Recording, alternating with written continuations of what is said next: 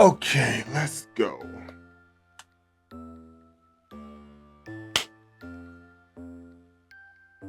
Dang, was I supposed to? Let me hype this up just a little bit, because baby, it was all up in the crack. Okay. What's going on, y'all? Timmy Two Times here. Welcome to Timmy Talk. Dang, every single time. What's going on, y'all? Timmy Two Times here. Welcome to Timmy Talks, and these are my coming out chronicles. This is episode number 4. In the last episode, we talked about my basketball and how I fell in love with animals, X-Men comics, and how I thought that being gay was becoming a woman and tucking your meat to the back. So if you ain't watched that episode, go ahead and watch episode number 3, child, and then come back for number 4. Episode number 4, let's roll.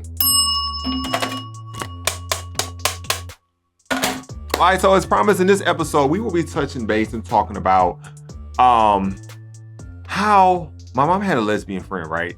And it's just so funny how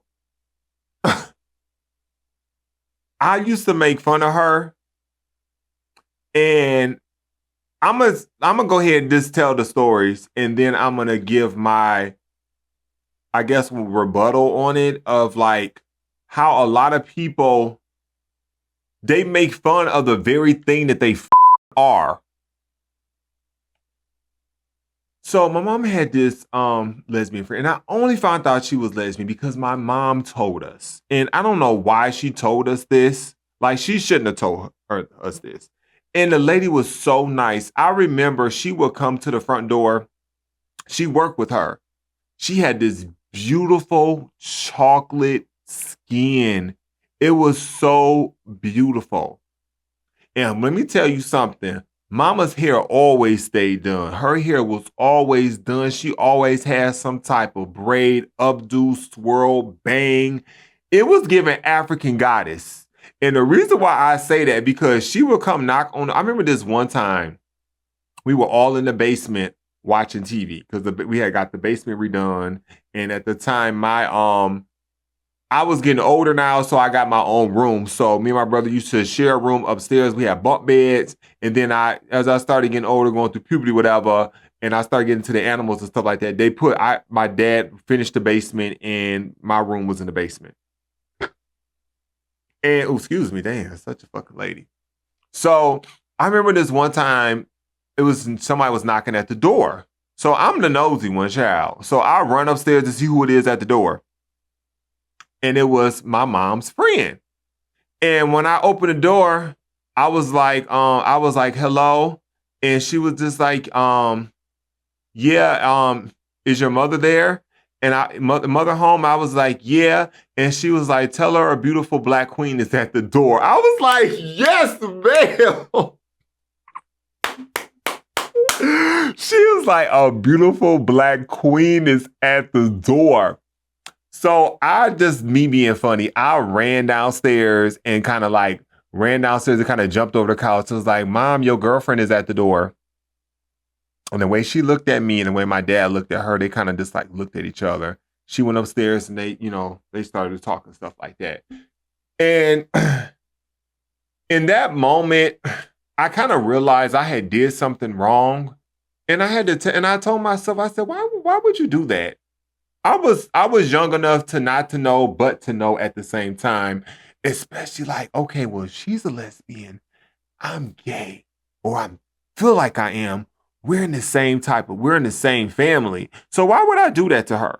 But again, I was also doing that so I could take the pressure off of me, because at the time I was not ready for anybody to know my tea. So I was like, let me just go ahead and do this and make a funny out of it. And I feel like at that moment, I feel like my mom should have scolded me. I feel like she should have chastised me and put me in my place. However, fast forward to all these years later down the line, I don't understand how you could have a gay friend, gay, lesbian. To me, like lesbian, gay, same thing, whatever, gay, whatever. How you could have a lesbian friend but you don't want you got a problem with your son being gay. And that was the thing. How a lot of heterosexual people are like, yo, you can have a friend, your hairstylist, all these things, but don't let it be in your own house. Now you got a problem with it. Okay? So they were friends for quite some time, whatever. And I think they still keep in contact because every once in a while I will ask my mom about her because she had just this amazing aura about her. Like she was always confident. She she was a little thick. You know what I'm saying? She was a little thick, but you couldn't let me tell you something. No matter how you look, like if you got confidence, you always gonna be the baddest bitch in the motherfucking room, okay? Long as you carry your confidence, you gonna be good. She had a girlfriend that she stayed with. The girlfriend was a little bit more butch. She had like a little box top, whatever, and she used to be playing basketball and stuff like that. She was cool. Like I would see her every once in a while, but she was just like a dude. Like she was just like, yo, whatever. And I found out that she had a gay son. Now, I only found out because one day she came over the house and she brought him around, and then he ended up going to our school. And he was a little flamboyant at the time. But I was so enamored with him. Like I was just like, wow, like he's gay. And everybody knows. And he's comfortable with it. And they made fun of him. They called him gay. They called him sweet. They said all type of derogatory things to him, but he took it and he did not allow that to stop him from being who he was. So I was fascinated. So one time I was just like, okay, can he come and stay the night at the house, whatever? Because we were getting older now. And I told y'all I was the HBIC in charge of my cousins and a small group of inner friends that I had. I was gonna say inner friends I had established, but just a small group of people that was cool with whatever. Like I can win this with everybody, but if I could be the HBIC, I was gonna be the HBIC.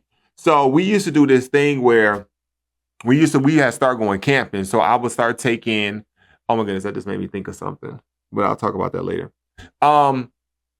We used to take the tent and we would put it in the backyard, and we would stay the night in the backyard. Like we would put the camping tent in the background. We would run a power cord outside. We would take a TV outside. We had a video game outside. We would take our sleeping bags and stuff like that. But we would leave the back door open in case we needed to go into the house to go to the bathroom and stuff like that, or to get snacks or whatever. So she allowed her son to come and stay, and it was me, him, and my brother.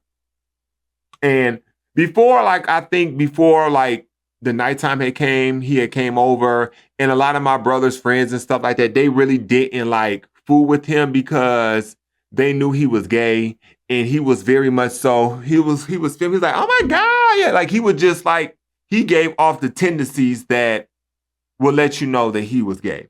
Now, mind you, we were all I would say I was still in elementary school. I would say I probably was maybe in the 5th or the 6th grade at the time. And or maybe I was going to 7th grade. And I remember we were in the tent, and I was just so wowed by him. Just his soul, his confidence. And it was just I don't know. It's crazy. Okay, so we got into talking about Monica. And this was Monica's first album came out. And he was just talking about her and just her hairstyle. He was like, yeah, because when she did, it's just one of those days her hair was right here. And when she did this song, her hair was down here. Then she had the bob, and then she did the swoop. And we were just talking about hair. And my brother was just what the fuck is going on? Why is you because I'm wowed by it. And I'm just I'm having him keep repeating it over and over. Tell me more, tell me more, tell me more. I'm so into it. And it was just crazy. I just was I was fascinated. So I'm just okay, now I'm starting to see that this is who I am. This is what I am. However, hard pause. It's hard to know you're something. It's hard to be something when you don't have the confidence to be that. And part of that confidence is because you know the world is not going to accept you for being gay. The world does not accept you for being gay. And it's crazy because here I have two examples of two people living out loud. One an older female and one a younger male. Okay, but I could not be them because I was not ready to step out and be that. I still had to worry about my parents. I knew that that was something that they were not going to go for because later on things started to happen and I started to be put on the chopping block. So I already knew, because I told you I had this sixth sense. I be knowing shit. So I just knew that my parents was not going to go for that. And I wasn't confident enough in myself because I had low self-esteem. Like when I tell you my self-esteem was so low, I wouldn't even go throw it in this episode, but let's get into it. I used to think everybody hated me. I used to think that my aunts, my uncles, some of my other cousins hated me because I was gay. And every once in a while, some of my cousins that I didn't see on a regular basis, because the cousins that I hung out with quite often were like my mom's sister's daughter, and then my dad's sister's kids, because she had like a whole bunch of kids, whatever, and they would, those were like my close cousins and stuff like that. And one of them happened to be gay that I found out later on, which we'll get into that when I went to my first gay club for the first time, and that's gonna be in a later episode now. So stay tuned. And I used to just think nobody liked me, but it was also because I didn't have confidence in myself, and I knew I was gay, and I knew I was different, and I knew that that was not accepted in the world. So I didn't think people liked me, and it's crazy because I'm 42 years old. And up until a couple years ago, and kind of even now, sometimes it still hits me when I go home, I revert back to my old self. And it wasn't until, because when my parents kicked me out, nobody fucking knew. I just disappeared. One day I was in Ohio, and the next fucking minute I was fucking gone. I was in Atlanta. I didn't tell anybody because I still was not comfortable. Like I was, a couple family members knew because of course, everybody gossiped. And my cousin that was gay, I started hanging out with him and, his mom, I used to go around the house and she used to have, she was the kind of like auntie that she was a party auntie. Like you could go over her house and you could do the things that you weren't allowed to do at other people's house. You could do at her house. So a lot of my uncles and my cousins, stuff like that, would come over her house. It was like the party house. They would be drinking and all that stuff like that. So yeah, so it wasn't up until like a couple of years ago, one of my cousins got married, and I went to the wedding, and so many family members came up to me. It was like, "Oh my goodness, we haven't seen you in so long, TJ." And it was just so crazy because I contemplated on not going to the reception. Because I was going by myself. My dad didn't go, but I was going to meet some of my other cousins there. And I went and I got so much love. Even a couple of my aunties had cried when they saw me and we were just talking. They were just like, you could always have reached out to us, like you just disappeared. And I felt so much love. And I was just like, why was I feeling like that? And of course, I was saying sometimes some people be fake, child. Some family members be fake. They just be doing that just because they be all up in the gossip and stuff too. But then I realized I was like, I am loved. And I know I'm loved, but I didn't know I was loved. You know what I'm saying? Because mostly all of my family members love me. They fuck with me. But even to this day, I'm very distanced from everybody. Like we follow each other on Facebook and all that stuff like that. But I don't really get into them. Like they don't like my shit. I don't like their shit. And it's not because it's tit for tat, but I think I've been so far withdrawn from them that is hard. But I have been trying to make it a point that when I see a relative's post or something like that, I start commenting. And it's crazy because when I comment, they comment right back.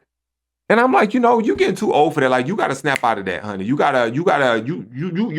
feeling your just now, you grown. Like, you got confidence, you stand up for yourself, like you should not have no problem with any of this. Okay. Ooh, child, I don't even understand. Like, how do we? Okay, so this is it for episode number 4. Episode number 5 is going to be a continuation of episode number 4 because I had got so much to say, and we got to do a hard pause, and we're going to continue and put that where back there and put it back where up there on the next episode. So thanks for watching. Make sure y'all like, share, and subscribe to my channel. And if you like what you see, put okay in the chat. Remember the O with a whole bunch of K's. All the way around the complete circle, as many K's as you can. The more K's, the better. And with that being said, peace out, Cub Scouts. I'll catch y'all on episode number 5. Peace out.